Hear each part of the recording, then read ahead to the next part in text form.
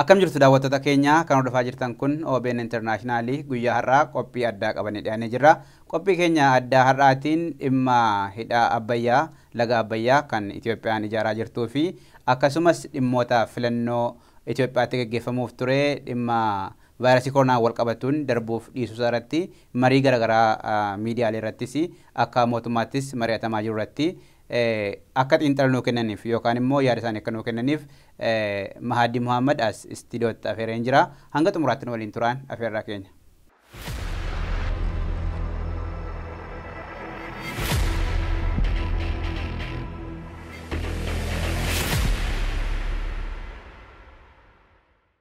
Mahaadii baga nagaan dhufte. Galatoomiyyaati illee afeerraa keetiif baga nagaan eeti. Erga vaayirasiin koronaa dhufe mul'atteen beektu hojiis akka mana hojjechaa jirtudha kan an beeku. Mana hojjechuun akkami? Mana hojjechuun gaariidha ammoo akkuma uummanni faranjii jiru the new normal jedhaniin haala haaraa kan ture probably akkas jettee ibsuu dandeessa. Haala haaraa tokko keessa gallee jira. Maaliif akka United States yookiis akka Ameerikaatti irra hedduun ilmi namaa duraan bikka hojii xiyyaasanii mootummaa wajjiniin hojjedha. So nama hojii communicate gootaa ni haasoftaa rakkina hedduu furtaa hedduu marii goota. Amma wanni akkasiisan hin jiru. So irra deebinee maali nama suutee fi nama callisaa tokko taane osoo hin beekin jechuudha. So koronaan kuni akka namaattis haala keenya jijjiiraa jira, akka biyyattiis waa hedduu jijjiiraa jira. Ammoo tana keessa Rabbi nu tursiise galanni kan Rabbiiti jechuudha. Soomanni akkamii? Soomannis amma gara xumuraatti deemamaa jira hiikamuudhaaf. Isa qofaatu hin ta'in ati miidiyaa keenya irrattis dhiyaatteen beektu qaamaan immoo wal argaa hin jirru. Namoonni tokko biyya galee kan jedhus shakkiin jira. Lakki ani ammallee asumaan jira biyyan galee so namni hundinuu jiruu isaa keessatti karoora adda addaa qaba. Ani yeroo ammaatiif gara biyya galuudhaa karoora hin qabu. So asumaan jira wanni guddaan yeroo ammaa kana kan na yaachisiisu nageenya hawaasa keenyaa, fayyaa hawaasa keenyaa, fayyaa kiyyallee akkasumatti illee kan maatii kiyyaa waan akkasiitu si yaachisiisa. Ammoo namni waa hedduu haasawa probably biyya galee waan adda addaa kana haasawuun waanuma jiru. Maalii fi kana yaada akkanaa kana kaasan jettee hogguu laaltu namni kuni ilaalchaan yookiis yaadaan wal fakkaachuu hin qabu. Yeroo hundumaa hogguu OBN irra dhiyaate yookiis miidiyaa mootummaatiin wal qabate wajjin hogguu dhiyaate haasoyte. Namni kun nama akkanaatii jaaniitii taagii yookiis maqaasii kannan. So sun waan baratame ammoo suuta san keessa illee numa dabarra maaliif lakkuma interview akkanaa kana goonuun lakkuma hawaasa keenya barsiifnuuni capacity of thinking yookiis sadarkaa yaaduudhaa guddisna. So gaafa san guddate namni biyya galtee osoo hin ta'in dhugaa maal dubbattee yeroo gaafatutu dhufa jechuudha. Ati xiinxalaa dhimma imaammataati kan biyya kana isteeta yookaan immoo mootummaa kan ministootaatiif hojjetta. Hojiin kees yeroo baay'ee namoota keenya wajjiniin kan wal quunnamtii ta'uu dhiisuu danda'a. Laayinii hojii keetii waan hojjettu jechuudha. Keessumatti utuu interview keenyatti seeniin koronaan kun dhiibbaa akkamii geesse gabaasnee akaanu maaliif xiinxala akkamii qabdu isin akka ministootaatti yeroo baay'ee New York kan baay'ee miidhame iddoo kabiraas miidhamaniiru ministootaatti immoo jabaachaa jira jedhamaa jira yeroo ammaa kana gabaabsitee haala kanarratti kaafne kana booddee ijoo marii keenyatti deebina. Okay, duraan dursee wanni ibsuu barbaadu yaadni kiyya kaniin arra asitti kennu kan mootummaa Minisootaa kan calaqqisiisuu miti yaaduma kiyyaa fi kiyya qofa jechuu. Maaliif biyya tanatti namni hundinuu accountability qaba. hogguu mootummaa wajji hojjettu mootummaa bika buutee dubbachuu hin dandeessu yookiis maaliif mootummaan nama isaa qaba communication person qabanii departmentii qabanii waan adda addaati. Ammoo ilaalcha kiyya yoo na gaafatte Minisootaan akka steetaatti wanni gaarii isaan qaban maali? Ani barnootuma kiyyarraahu public policy and advocacy dhaan baradhe.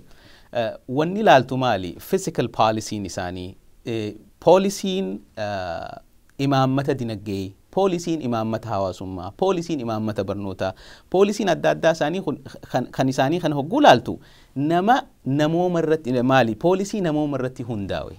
Hawaasa keenya akkamitti tajaajilaa malee akkamitti sistema gammachiisnaa yookiis caasaa gammachiisnaa jedhanii warra yaaduu miti warri Minisootaadha.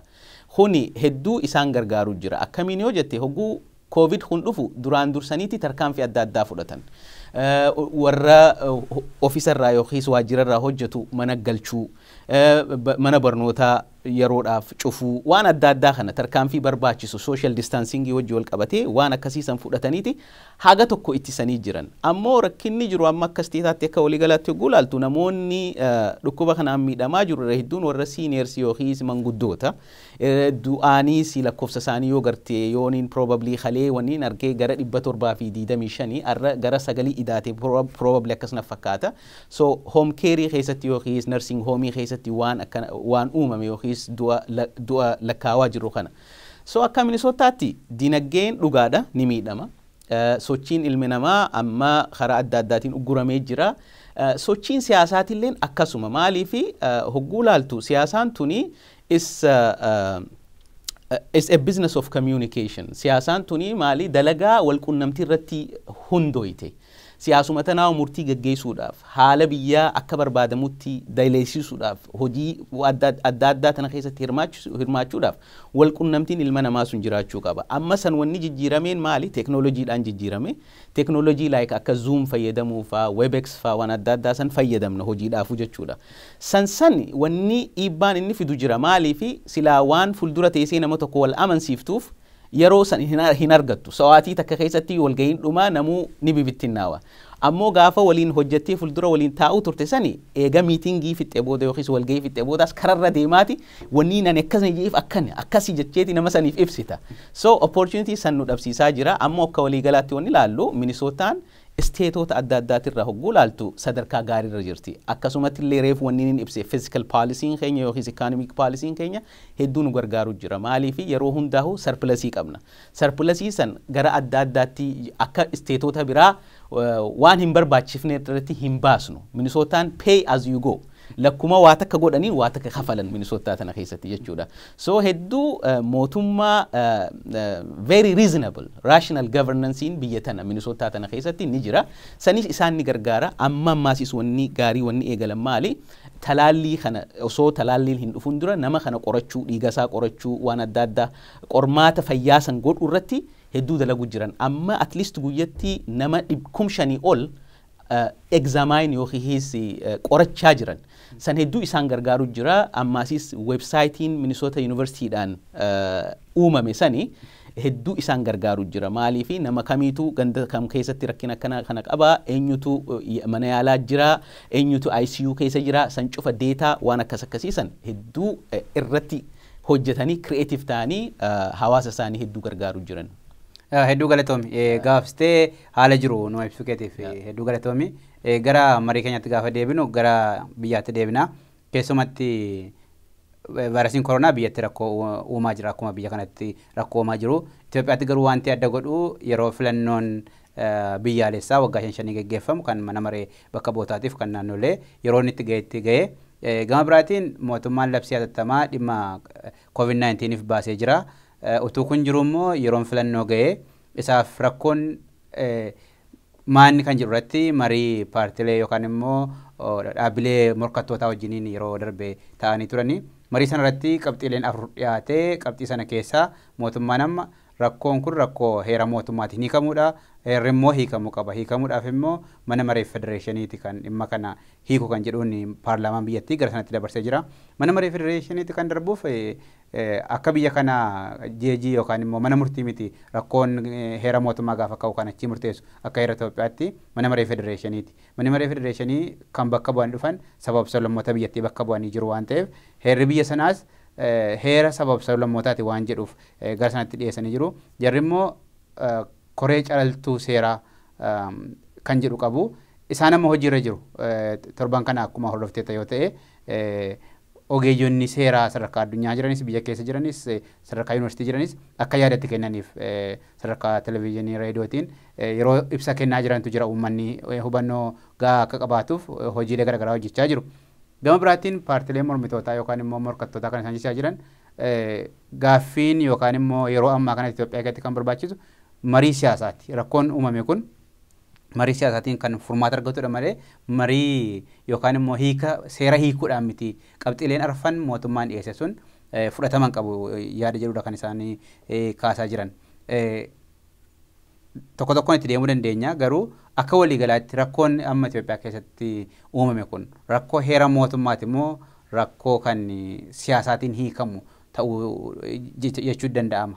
Maaliif rakkoo heera mootummaa yookaan immoo rakkoo siyaasaa jechuun gara mootummaa ce'umsaatti mootummaa nama filatamee jiru kun paartilee seeraan hin filatamne ammamaatiin jirre jechuudha.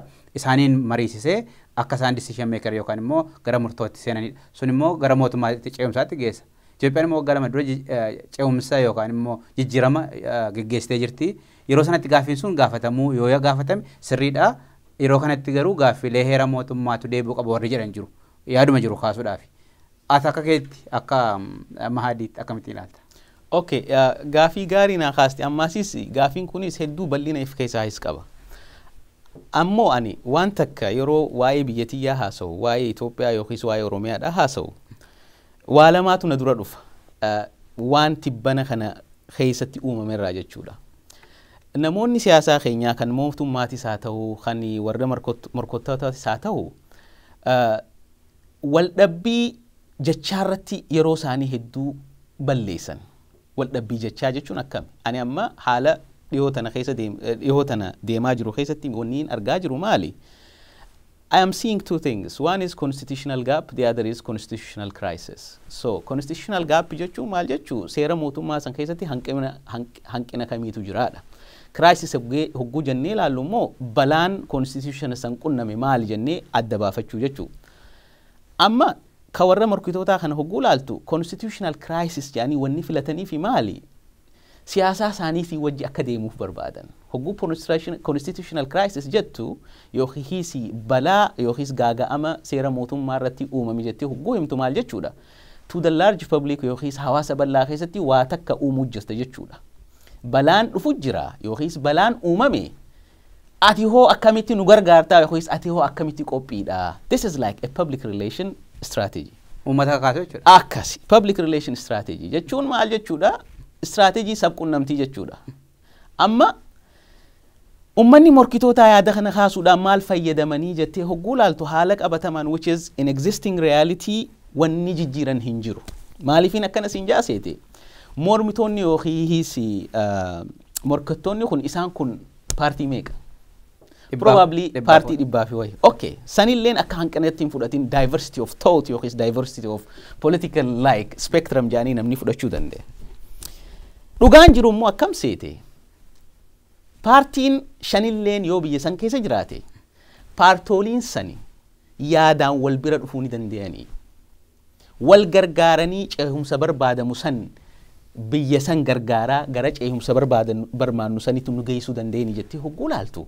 Personalitiin yookiis namoonni paartiilee kana keessa jiranii either psychologically warra dhawame yookiis psychologically warra hanqina hedduu qabu akkasumatti illee politically illee kanuma dandeettii qabanii politikaan isaanii kan garee tokkooti. Hogguu biyya bulchitu garee waliigalaa qabaachuu danda'uu qabda. Garee waliigalaa jechuun akkami? Akka namoota for example uummata kaabaa siyaasaa warra kaabaa kan biyya keenyaa ni beekta. Namu Itoophiyaa jaa. Kana maaliif jaan kunilleen political strategy yookiis public relation strategy dha. Jarri kun hogguu akkana jaan eenyu hawwatuu fi sababa laasan hundaa'u hawwatuuf ammoo haqiiqaan yookiis haqaan hogguun keessa laaltu jarri kun dhugumaan uummata Itoophiyaatiif hin dhaabbanne ammoo maqaa uummata Itoophiyaatiin intarestii isaanii galmaan gahuu barbaadan yookiis fedhii isaanii galmaan gahuu barbaadan.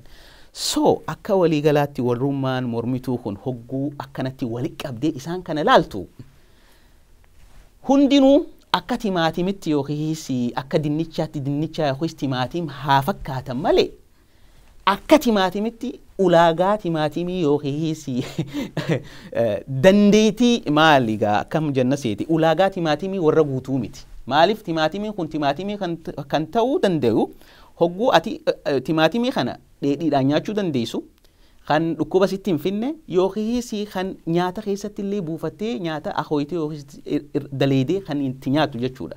So ummata morkottoota yookiis paartii morkottootaa kana keessa namoota hawaasaaf abdii kan yookiis namoonni hawaasni namoota itti irkatu san hin qabu.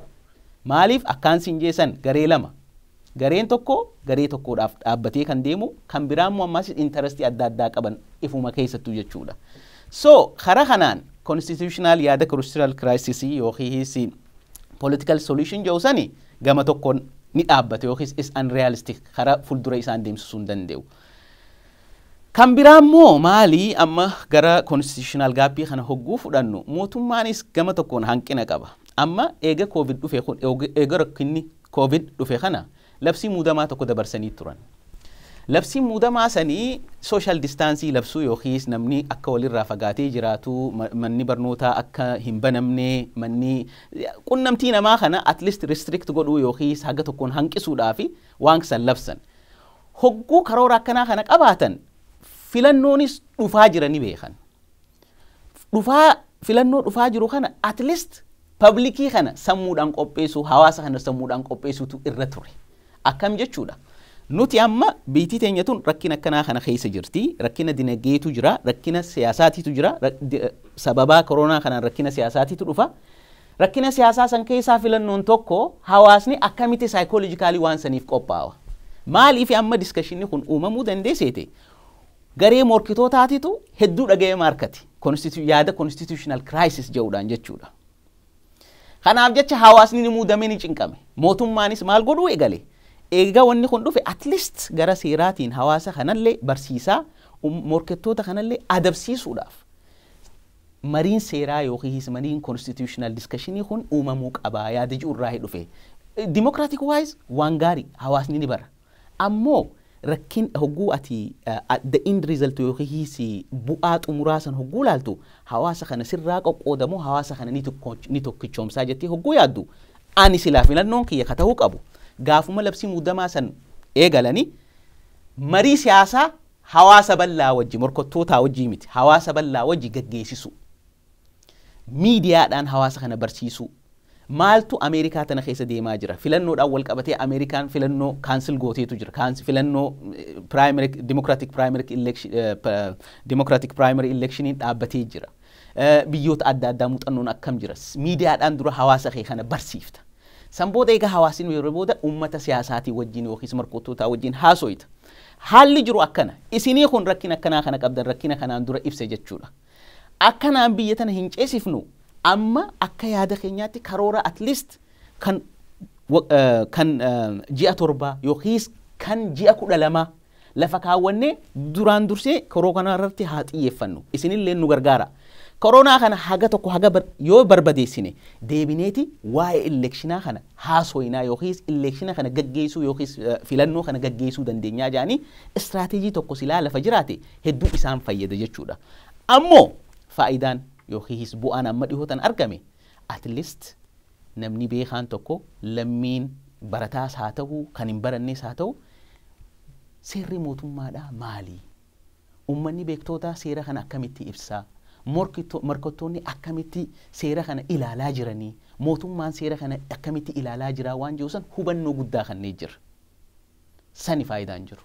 Yaada gaarii kaaste keessumatti yeroo ammaa kana COVID-19 rakkoo fayyaati rakkoo fayyaarraa rakkoo dinagdee darbeera rakkoo dinagdeeraa rakkoo siyaasaa fidaa jira. Sadarkaa addunyaatti iyyuu Itoophiyaatti yoo deebine immoo sun hundisaayyuu waan ifatti mul'atudha. Gama biraatiin paartileen morkattootaa yeroo kanatti yeroo biyyi rakkoo keessa jirtu kana haala argame kana siyaasaaf oolchuun yookaan immoo aangoodhaaf oolchuun yoo hin deemama ta'e hammamitu fudhatama qaba hawaasa birattis. Maaliifan kana kaasaa paartileen Itoophiyaa keessa jiran 107 jenne suni 150 ta'an yeroo ammaa kana ilaalcha tokkoon qaban utuma walitti kottaatii mootummaa ce'umsaa ijaaraa jedhamee walitti dhufuu danda'u. Akkuma beekamu siyaasa Itoophiyaa bakka lamatti qoda. Kan sabummaa irratti hundaa'ee jira. Kan immoo Itoophiyaa nu malee Itoophiyaan jiraachuu hin dandeessu tokkummaa Itoophiyaa kan jedhu jira. Heerri mootummaas yeroo ammaa kana lamaan gidduu jira heerri mootummaa. Warri heerri mootummaa kun hin barbaachisu jedhan jiru. Warri immoo heerri mootummaa kun mirga hamma ta'e nu kabachiiseera amma fooyyoo qaban jedhan jiru. Utuu waliin galiin mariin gaggeeffamu dhummisaa akkam ta'uu danda'a? Laal morkattoonni yookiis mootummaan wanni isaan ilaalaa jiran sun laal there is one basic thing that I want to mention. Siyaasaan Itoophiyaadha wal amanuu fi wal amanuu dhabuu irratti hundaa'a. Warri wal amanu fedhiin isaanii haga gama tokkoon warra fedhiin isaanii guutameef. Warri waliin amanne warri fedhiin isaanii hin guutamneef. So there is a trust issue jechuudha. Siyaasaa teenya keessatti wal amanuu dhabuudhaatu jira jechuudha. Kun waan jiruuf jecha namuu maal godha?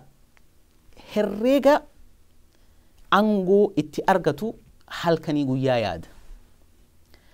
Herreega san ida'annaa godhee irrisee heddummeessee gara kamiiniin yoon waan tokko godhe waaniin barbaadu san harkadha jeeti yaada. Mootummaanis ideoloojii akkasii san ni qaba. Maaliif hogguu laalte jarri kuni jarra Barmaarraa yookiis barra Ameerikarraa yookiis biyya biraarraa warra dhufee miti. Warruma Itoophiyaati hawaasa Itoophiyaa ni beekta warra siyaasaan Itoophiyaa ni beekta seenaa keenya ni beekta. Seenaan keenya irra hedduu maalirratti seenaan siyaasaa keenya irra hedduu maalirratti murtaawa namuu qaawa tokko laallata qaawa isa baasu. Hawaasa ni baasamu hawaasaaf faayidaa ni fidamu biyyaaf faayidaa ni fidamu jee namni yaadu hin jiru. Akkuma aadaa siyaasaa biyya sanitti jechuudha. Hundumtu gaafa dubbatu uummata koo jedha. Uummata koo jedha ammoo isaan herreegni isaanii akkamitti karaa aangootii deemnaa yookiis aangoo kana akkamitti tursiifannaadha. Gara mootummaatiinis yoo ilaalte gara mormutiitiinis yoo ilaalte because we have to balance you have to strike the balance. Balansii kana eeguu qabna. Gara mootummaatiinis gara mormitootaaniis gara morkattootaatiinis jechuudha. Ammoo akka nama siyaasaa tokkotti yooni morkataa paartii morkataa ta'e akkamiin faayidaa itti jettee yoo na gaafatte koronuma kanaan fayyadama. Dura maali? Fayyaa uummata kiyyaatiitu barbaachisa jette. Yoo ati uummata keetiif gara fayyaa isaatiin quuqaman garsiifne aangoo qabattee baattee jijjiiramni ati fiddu maali? Hawaasni barsii madaala. Lamada koronuma kana fayyadamtee hawaasa kanaan if barsiifta. Maaliifi akka paartii tokkotti hawaasni kuni maal silaala ummanni kun edoo nutiifis ni rakkata nuuf cinqata jeeti hawaasni san fuula sii kenne jechuudha. Akka mootummaatti immoo maal godhuu qabda? Hawaasaa fi morkattoota kanaahu akka hawaasa biyya sanitti ilaaluu danda'uu qabda. Maaliifi isaanuma kanaan fayyadamtee ati ammaas siyaasaa keetillee gaggeessuu qabda. Because maal jenne siyaasaan tun herreega. Namuu siyaasaa isaa herreegata. Mootummaan yeroo ammaa tana keessatti dhaabbiin isaa dhaabbii abbummaati malee dhaabbii mormituu yookiis dhaabbii haadha warraatii miti. Akka dhaabbii abbaa warraa qaba because resourcii humna waan adda addaa mootummaatu qaba. So mootummaan yoo garee tana hunda wali qabee karaa inni barbaadamuun hirmaachisee rakkina kana keessaa baane mootummaanis kireedita ni argata hawaasnis kireedita ni argata ummanni morkattootaatiillee kireedita ni argata. Ammoo siyaasaa aadaa siyaasaa kana biyya teenya san keessatti hin qabnu. Kanaafuu maaltu uumame? Warra constitutional crisis yookiis balaa constitutionaatiitu jira jedhee warra yaaduu fi hanqina constitutionaa jira jedhee garee yaaduutu uumame jechuudha. Ammaasis wanni beekuu qabnu akka siyaasaa Oromootti hawaasni bal'aan gara kam hiriiruu jira. Kana ani ammas himuu hin danda'u deetaa hin qabnu gaa. Ammoo hawaasa keenyaaf irra hedduu warri nin quuqama jiru yookiis hawaasa kanaaf nin yaada jiru duraan dursanii faayidaa hawaasa laaluu qaban. Faayidaa siyaasaa dura jechuudha. Hogguu faayidaa hawaasaa laaltee ati Oromoodhaan wajji jiraachuudhaaf yookiis Oromoo jaalattu san ceesisuudhaaf humna argatte jechuudha. Kanaafuu yaadni keetis gaafiin keetis waan bal'aa ta'eefin yaada bal'aa kana kaase. Exactly akka ati barbaadduun tuttuquu dhabuu mala. Ammoo wanni ani kaase waan bu'uraati. Karuma siyaasaa kanaahu itti fudhachaa jiru akkuma siyaasaan tunu itti nu galaa jirtu akkanaa jechuudhaaf yaada bal'aa kana kaase. Garamitti deema jettee yaadda fakkeenyaaf Constitution Inquiry Council kan jedhamu warra ammaa abbaa alangaa biyyattiitiin kan hoogganamu qorannoo gaggeessaa jira. Rakkoo amma uumame kan rakkoo amma kaasne kanaaf furmaata kennuudhaaf tarii yeroo ittaanu keessatti hiikisaa dhufuu danda'a. Yaadonni garaagaraa dhaabbilee garaagaraa irraa kennamaa jira. Ministeerri Fayyaas akka ogeessa fayyaatti yookaan immoo qorannoo qaban hin dhiyeessu jedhamaa jira gidduu kana. Isa booda murtoon hin kennamu. Paartileen tokko tokkos waggaa tokko mootummaadhaaf yeroo isaan kennantu jira. Amma ji'a 5 labsamee jira labsi yeroo tattamaa. Isa booda immoo ji'a 6 meeshaalee qaban kana gara baadiyyaatti geessanii buufataa filannoo gaggeessanii kan jedhu yaada baay'ee kaasanii jiru paartileen 6 kan adda bilisummaa Oromoo of keessaa qabu jechuudha. Inni kun garamitti deematte yaaduma kee dhuunfaa kenna? Amma gaa yaada dhuunfaati. Ani paartii tokko wajjinillee hidhatan qabu. Ani lammii biyya saniitii biyya kiyyaniin jaaladha saba kiyyaniin jaaladha. Dhugaan jiru immoo dhugaa takka dubbachuun qaba. At the end of the day, the winner is government. Mootummaatu mooha. Akkana jechuun maal jechuu?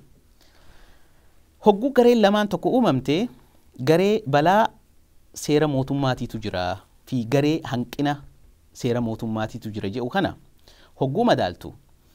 Gareen balaatu jira jedhee himu kuni fedhiin isaa aangoo qooddatee biyya san tajaajilu yookiis hawaasa san tajaajilu yookiis intarestii isaa tajaajilu ta'uu mala. Mootummaan immoo wanni jechaa jiru maali?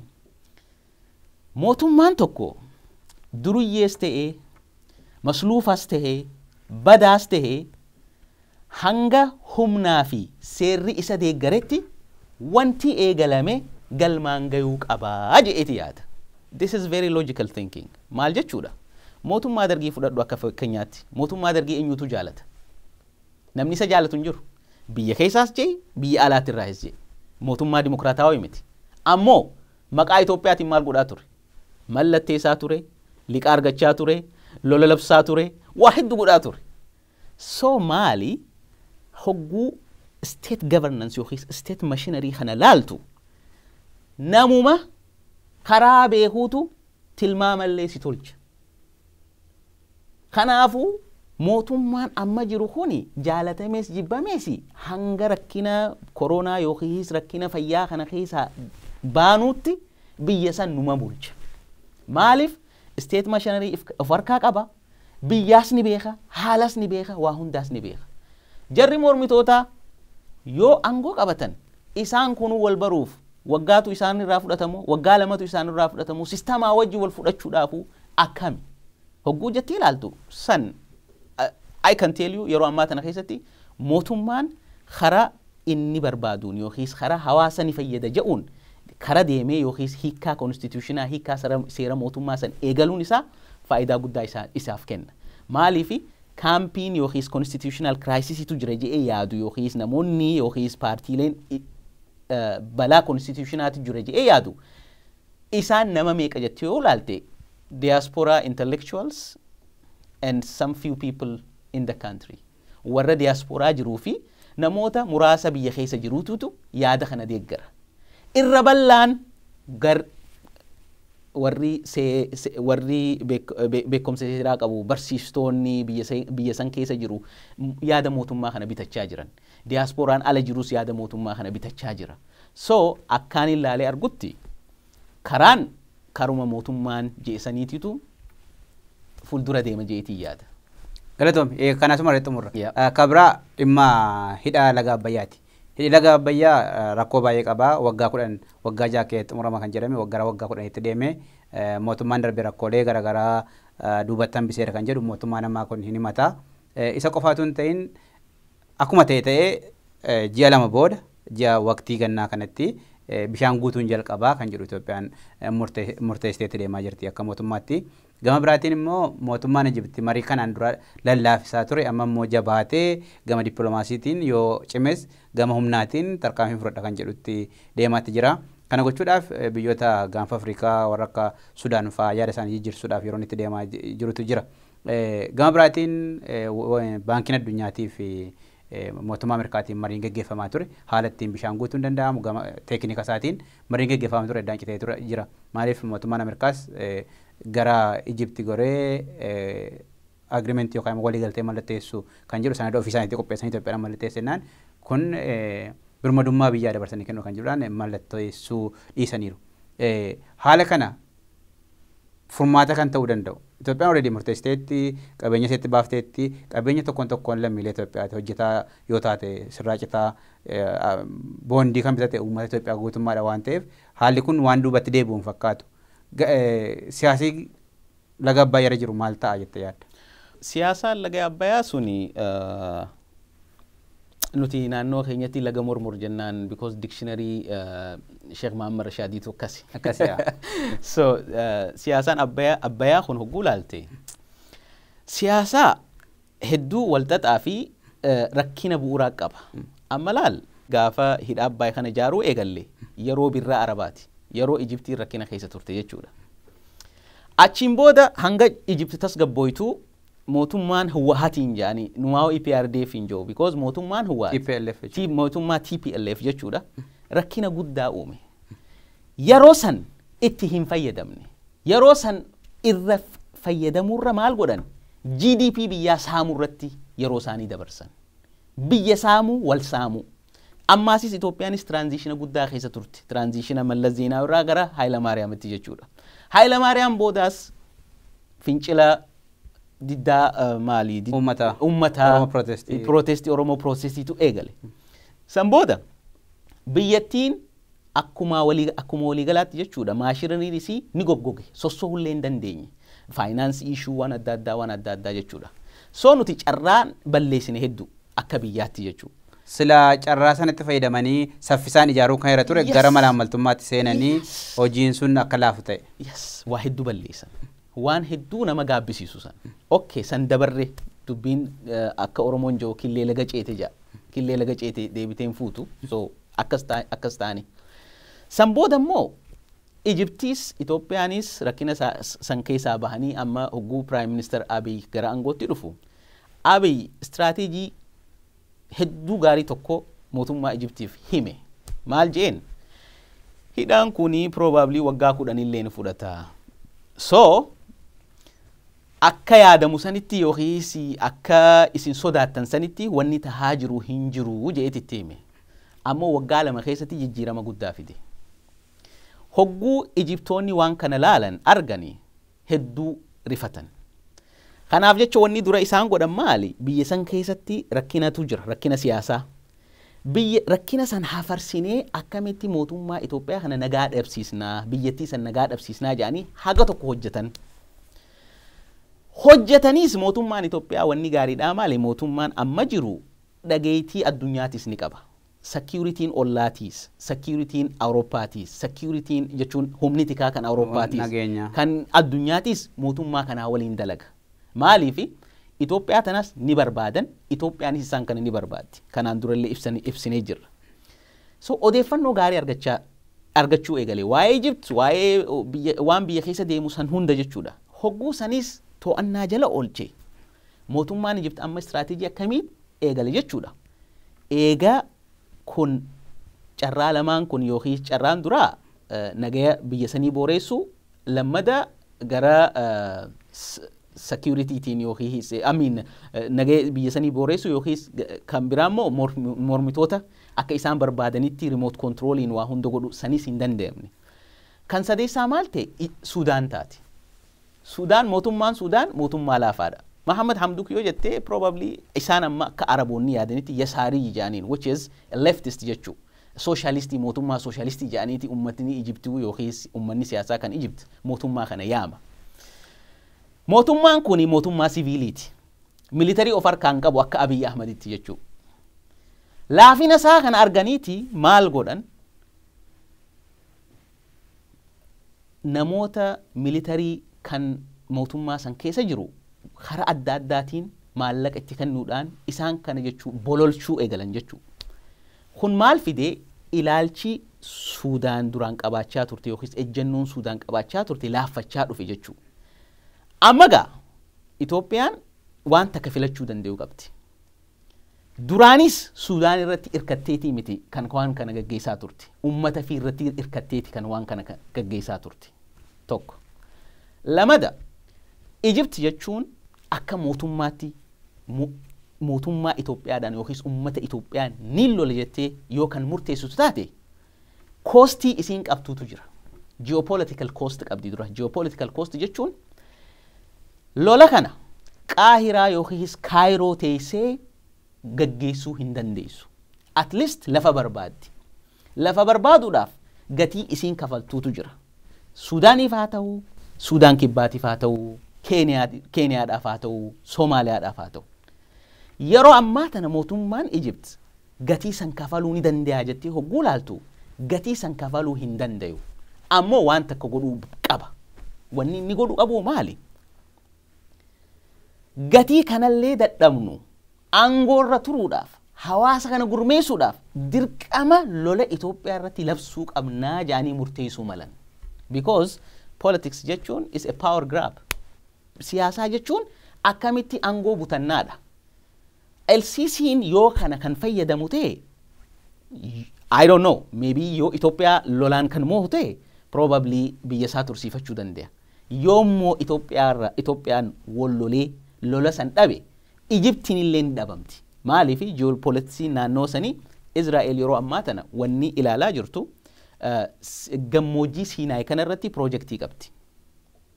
Gammoojjii Siinaay kana irratti projektii san gaggeessuudhaaf at least mootummaan Ijipt laaffachuu danda'u qaba. Probably Israa'elis amma akka yaaddutti Itoophiyaa illee fayyadamuu malti. This is international relations game. Ammoo mootummaan Itoophiyaa yeroo ammaa tana keessatti wanni xiyyeeffannaa godhu humnisaa uummata isaati. Humnisaa mootummaa isaati. Waan barbaadamu cufa godhanii galma isaan barbaadan san gayuu danda'u qaban. Egypt anytime waan fete godhuu dandeessi. Filachuu dandeessi, godhuudhaa miti. Filachuu dandeessi. Lola filachuu dandeessi, waa hunda diploomaasii adda addaa waan hunda godhuu dandeessi. San immoo nu rakkisuu hin qabu. Wanni guddaan naannoo keenya, hawaasa keenya akkamitti to'annaa. Qunnamtiin Keeniyaa wajji qabnu akkami. Amma dhiyootan yoo laalte Keeniyaan hedduu hin babaatu. Regional politics irratti wanni Uhuruun gabbahee dubbatu yookiis wanni isaan godhaa jiran hin jiru. But asxaa tokko garree jirra. Xayyaaraan Keeniyaa tokko kan Somaaliyaa keessatti dhoome humna Itoophiyaatiin dhoome. Xayyaaraan sun dhugumaan maal barbaade? Itoophiyaa fi Keeniyaa walitti buusuudhaaf immoo shakkii walitti naquudhaaf immoo maaliifi jedhaniiti ummanni keenya yookiis warri biyya jiru especially warri tikaa kun waan kana xiinxaluu danda'uu qaban. Kan Suudaan immoo sirreessuudhaaf carraa lamatu jira. Carraan duraa mootummaa cehumsaa Suudaan kana humnaan biyya san seenanii eegu kun very risky. Yoo Ameerikaa taate probably yoo mootummaa xiqqishoo galmi kiyya kun Suudaaniin argamuu danda'e jettee carraa biraan yoo hin qabaanne mootummaa kana protect goota. Protect gochuudhaaf humna addaa qopheessitee seriously strategically dalaguu danda'uu qabda jechuudha. Kana kafilatan natti hin fakkaatu mootummaan Itoophiyaa. Sudaan akka duraanitu hin ta'e nama kaleessaa mariirra jiru Itoophiyaa wajjiniin jila tokko gara Itoophiyaatti erguudhaan marii jalqabanii jiru akka duraanii miti. Akkuma jette mootummaan cehumsaa reef ijaaramaa jira Sudaan keessatti namoonni yookaan immoo hooggansarra kan jiran tarii akkuma jette waan garaagaraatiin goonfamanii waa hedduu gochuu danda'u. Haa ta'u malee Ijipt ejjennoo duraanii sanaan itti fufuu dandeessi. Ejjennoo duraanii jechuun waliigaltee bara kolonii mallatteeffame kan bara 1929 kan bara 1959 bishaan laga Abbayyaatti qofaasee ga'ee guddaa argatte Sudaanii wajjin kan isaan addaan fudhatan sun dhuguma yeroo kana hojiirra ooluu fi danda'a. Gama biraatiin immoo yeroo isheen waliigaltee bara kolonii sana kileem gootu yookaan immoo inni hojiirra ooluu qaba jettu Itoophiyaan immoo bishaan see uumamaan qabdu mirga uumamaatiif mirga seeraan qabdu isa kabachiifachuudhaaf. Okay, laal gawwummaan Ijipt gara hedduun calaqqisiifama. Mootummaan Ijipt waan sirna kaleessaa san deebisuu hin danda'u. Itoophiyaan amma kaleessa bira hin jirtu. Itoophiyaa har'aa tana fudhachuu dadhaban. Laal haqa tokkotu jira. Mootummaan Ijipt amma bishaan kana waan isaan barbaadanii fitutu jira. Projektii qaban. Projektii diidamii irraa eegalee hanga diidamii jaha probably. Projektii kana ummata United Arab Emirates, Saudi Arabia wajji ta'aniiti eegalan. Maali lafa Egypt masnoodhaan gabbisu kuduraa fi muduraa irraa oomishu yeroonin reefuu si ibse san keessatti addunyaa irratti beekamuu barbaadan waan kana oomisha kana addunyaa irratti erguudhaan jechuudha. Oomisha qonnaa kana jechuudha. Kaleessa Russia irratti Russia Today channelii jiru irratti namtichi Suudaan tokko March 4 irratti discussion godhe Al-Ahram jedhaniini gaazexaa Egypt tokkotu jira. Hoogganaa istiraatejii saatii wajji haasawaa turan. Namtichi Suudaan Professor Tichi maal je? Hidhaan Abbayyaa kuni miidhaa tokkollee kan gaggeessuu miti je. It's only for hydroelectric purposes je. Egypt illeen waan kana ni beekti je. Ammoo mootummaa Itoophiyaa irratti gara adda addaatiin dhiibbaa wanni fiduu barbaadaniif maali jettee hogguu kalkuleet gootu. Mootummaan Itoophiyaa yoo elektirikiidhaan, yoo masnoodhaan, yookiis bishaan kana fayyadamee jijjiirama diinagdee fide mootummaa Egyptiitiif kan alaanfatamuu miti. Osoo sadarkaa san hin geenye Egyptiin tun mootummaa Itoophiyaa alaanfattee liqimsuu barbaaddi. Geemiin jiru kana, taphni jiru kana.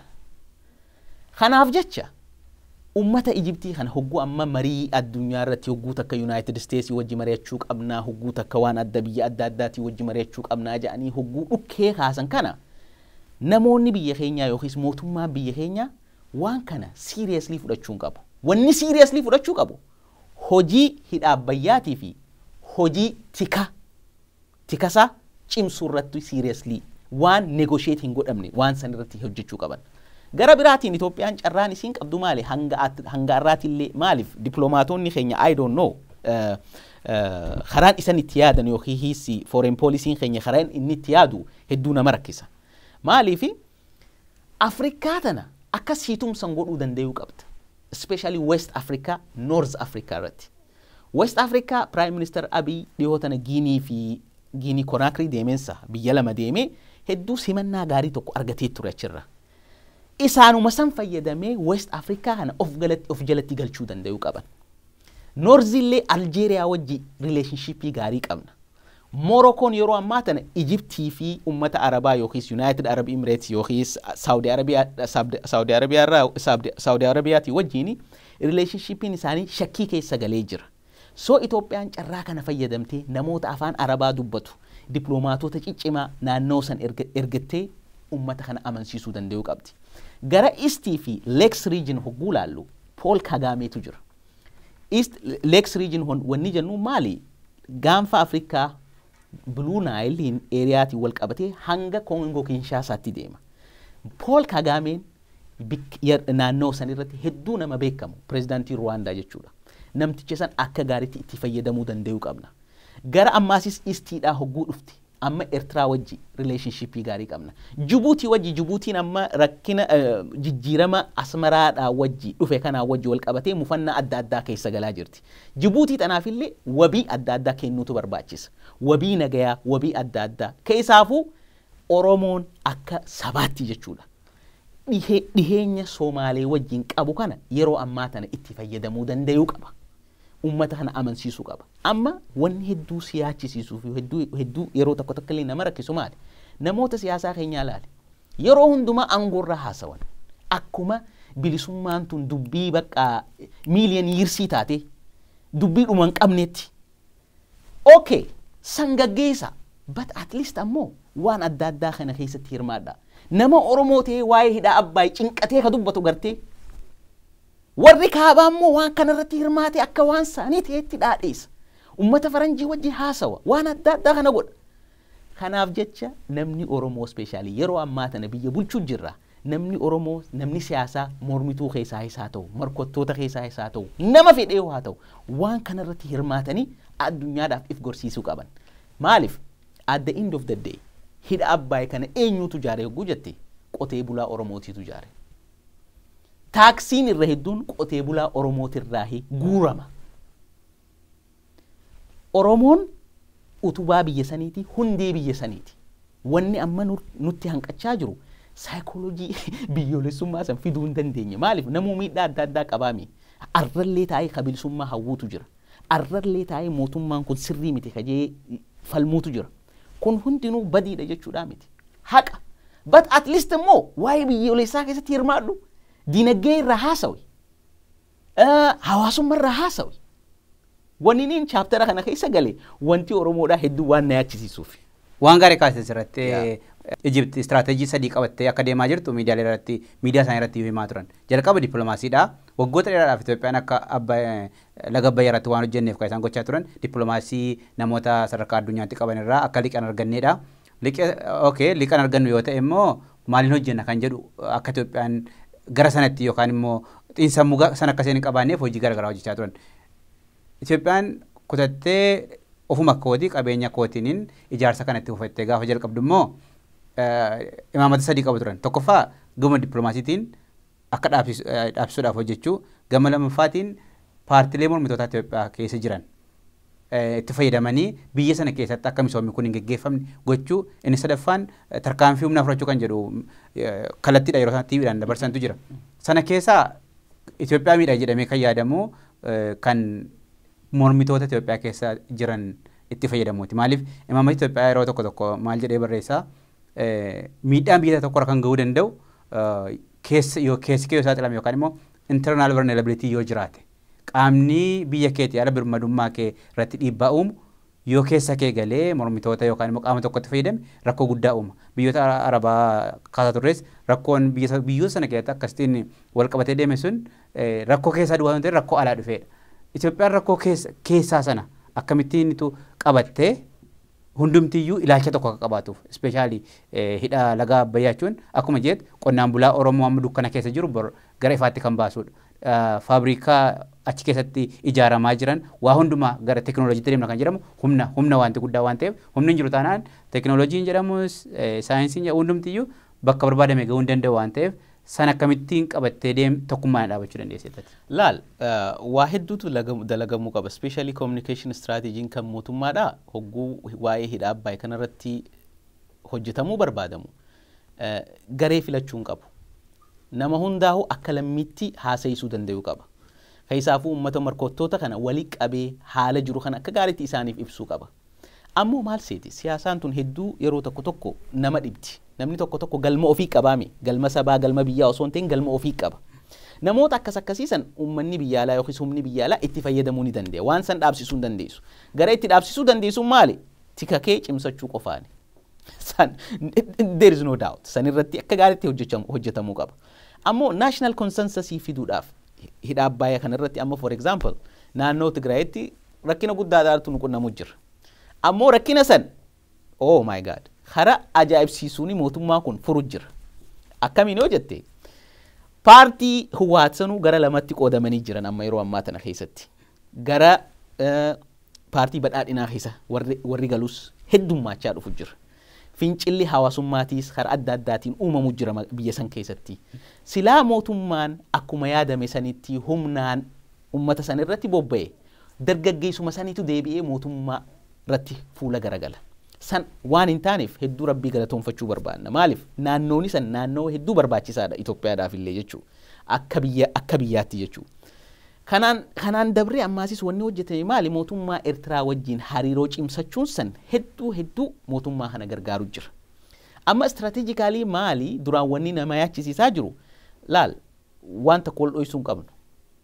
Yeroo amma mormituun eenyu jettee yoo gaafatti Oromoo. Morkattuun eenyu jettee yoo gaafatti Oromoo. Namni mootummaa amma jiru kana qeeqaa jiru yookiis challenge godhaa jiru Oromoodha. Maaliif? Baay'inaan laaluu dandeessa. Baay'inaan amma waa'ee constitutionalismii kanarratti yoo fudhatte mormii adda addaa miidiyaa adda addaa irratti deemaa jiru kana yoo fudhatte irra hedduu warri hogganu warra Oromooti. Amma kan uummata kaabaa yookiis kan Amaaraa san yoo fudhanne for example asaamnoo booda haga tokko abiniis dhawamee jira. Gaggombifatee jira ammoo yeroo filannoo ol ka'uu mala hin beektu. because strategiin isaanii ammaaf garuu sochiin hin mul'atu.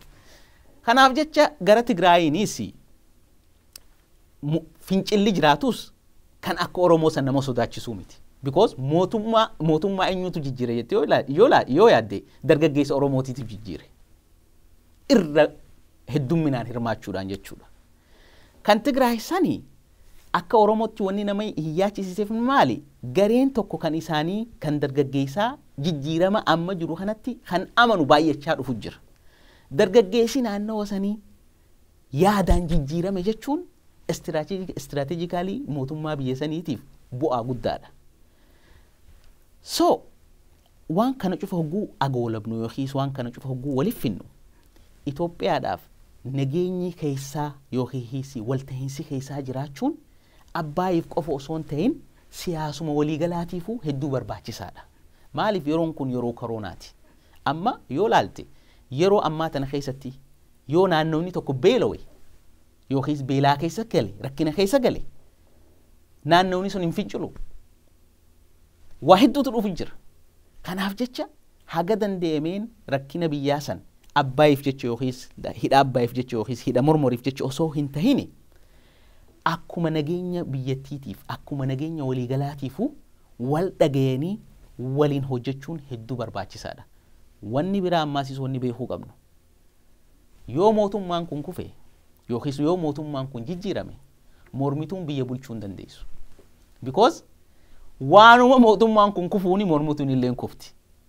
Gaafiin isaan kufisan maali yoo jettee na gaafatte dinagdeedha malee siyaasaa miti. Yaada gaarii kaaste waa'ee TPLF kaaste turte. Waggaa 27 darbe naannoo Tigraay keessatti dimokiraasii waanti jiru hin turre. Paartileen mormituu areenaa jedhamu yeroo garagaraatti hidhamaa namooti muraasni jiran reebamaa turan. Har'a garuu gaafa mootummaa federaalaarraa yeroon isaanii geggeeffaman dargaggoo naannoo Tigraay keessa dhaqanii dhokatanii isiniif miidhamne seenaa waggaa 30 dura akkasitiin qabsoofne kan jedhu gaafa nyaatan gaafa saaman federaala ta'anii dargaggoo isaanii namni yaadatan jiru. Yeroo baay'ee miidiyaa irratti kan ka'u uummanni sun fayyadameera kan jedhu uummati waan fayyadameen qabu. Har'as sooshaal beeziin qaban naannoo Tigraay keessa. Kanaaf namni ofuma shakkii yoo qabaateyyuu waan qoratamuu danda'udha waan ta'eef haalli achi keessatti deemaa jiru hedduu kan nama yaaddeessu miti akka yaadamu. Haa ta'u malee garuu dhimma biyyaalessaa irratti dhufanii hirmaachuu qabu. Sanaaf immoo gama dippiloomaasiitiin itti deemuun waan murteessaadha. Dhumarratti akka ergaattis kan itti dabarsitu isaatiin keenya deemaa jira waan ta'eef hawaasni Itoophiyaas Oromoos ta'e biyya alaa jiru biyya keessa jiru keessumatti dhimma laga Abbayyaa irratti maal gochuu qaba. Kana wanti jedhuu fi dhimmi sun dhimma hunda keenyaati. Biyyi keenya kan isheen boodattaaf ta'e rakkoo hundumaa kan himnuuf rakkoo humnaati. Amma ganna kana kan inni maddisiisuu danda'u tarbaaniin 2 yoo bishaanni kan guutamu ta'e hanga meegawaatti 780tti isa booda akkasumatti jabaachaa deema waan ta'eef abdii uummata keenyaati. Abdii qonnaan bulaati, abdii daldaltootaati, abdii barataati. Kanaaf akkamittiin yaaduu qaba uummanni dhimma isaan irratti. Kun waan siidaa biyya hundumaa yookaan immoo lammii hundumaa fayyadu waan ta'eef haala kamiin irratti hirmaachuu qabetta. Laal qabeenyi kun qabeenya uummata biyya saniiti. Wanni qabeenya kana adda godhu maali? Irra hedduun biyyooleen adda addaa hogguu piroojeektii meegaa piroojeektii akkanaa kana qabaatan baankii addunyaarraa liqeeffatanii yookiis biyya adda addaatirraa liqeeffatan. Itoophiyaan immoo carraa akkasiisan hin arganne. Qawtee buluma biyya sanii, barataa biyya sanii, poolisii biyya sanii, waraana biyya sanii, barsiisaa biyya sanii, dubartii biyya sanii, miskiinaa isaa taatu waan qabdurraa ummata saniitu waan san gumaachee sadarkaa kanaan hidha kana gahe. So akka nama raashinaal tokkotti akka nama sammuu qabu tokkotti jibbitee biyyatee jibbitu ummata jiruusaa jijjiiruudhaaf tattaaffate kana akkamitti jibbita? Siyaasaa biyya san keessa jiru jibbuu malta. Ummata immoo akkamitti jibbita? Maaliifi ummanni sun bar hogguu qarshii takka baasu abdii isaa dagaagsuu fi qarshii san baase. Waan hin qabne irraa. Yes. Ummata kana hin jibbin. Siyaasaa jibbitu ummata hin jibbin. Hogguu waa'ee hidha Abbayyaa kana laaltu amma namni tokko Oromoodhaaf sadarkaa lammaffaarra jira, sadaffaarra jira. Kun cuftinuu siyaasa. Akkana jechuudhaaf mee ati beeziin kee maali? sadarkaa lammaffaa sadaffaa jechuudha beeziin kee maali deetaan ati qabdu maali politically ummanni oromoo yeroo ammaa tana wanni inni ummanni ni barbaade jettee ati himtu maali siyaasaa kee dhaadheessuudhaaf yoo ta'e malee maalii fi deenjeriin siyaasaa yookiin balaan siyaasaa irra guddoon maali gaafa namni dhuunfaan tokko ummataan bikka bu'e jee that's the danger maalii fi ummanni fedhii nama saniitiif gaggoonfateeti waan namni san fedhu hojjeta jechuudha yeroo ammaa san sadarkaa san irra hin jiru social meediaanis roolii isaa taphachuu jira miidiyaan adda addaa roolii isaa taphachuu jira waan adda addaatitu addunyaa tana keessa deemu jira amma yeroo ammaa tanaa mootummaan Ameerikaatu ummata isaa to'achuu hin danda'u agarree jira covid kana kakaraarra ba'u hojii jalqabuu qabna kan jedhu kana cufa gulaaltu namoonni kun hundinuu odeeffannoo gara adda addaatirraa argatan waa'uma covid kanaahu ilaalchi jiru adda adda jechuu kan Itoophiyaa abbaa irratti yoo waliin taane maal irratti wal ta'uu dandeessa projektii biyyaa irratti yoo wal ta'uu hin taane maal irratti wal ta'uu dandeessa bari gurbaa tokkotu ture gaafan yuunivarsiitii baradhu Wallaggaadha fincaanii akka abbaayiif bishaan gabbaruu beektaanaan jedhe hin beekuun jedheen natti hime akkana jee inni naannooma fincaasan gara Wallaggatti dhiyaatu saniin jiraata hoggu kana amma yeroo ammaa tan hogguun taa'ee yaadu abbaayummaan kunu qabeenya Oromooti qabeenya Itoophiyaati qabeenya hawaasa bal'aati hogguun qabeenya Oromooti jedhu Oromoodhaaf qofa jechuudhaaf miti yoo Oromoon abbaay kana kan mormu jiraate Oromoo mormu jira malee abbaay mormutti hin jiru uumama mormaa jira kan bara bishaan burqituu Oromiyaa keessaa booda fargeetti yes kanumaan jechuu dandeenya soomiidha hedduullee haasa'uu hin danda'u ammoo galatoomi hedduu galatoomi waamicha keenya kabajjee yeroo qabdu keessaa nu qoddee dhufte nu wajjiniin marachuu keetiif gara fuulduraattis sagantaaleen garaagaraa yoo jiraatan akka ammaatti akka hin badne abdii qabna hedduu galatoomi ulfaadhu egaan daawwattoota keenya mariin Mahaadii Mohammad waliin asitti geggeessaa turre kanuma irratti xumurree jirra gama keessummeessituun kan isinii wajjin ture an Alamaayoo Qannaati qophii OBN International kabraa waliin hanga walitti deebinutti nagaatti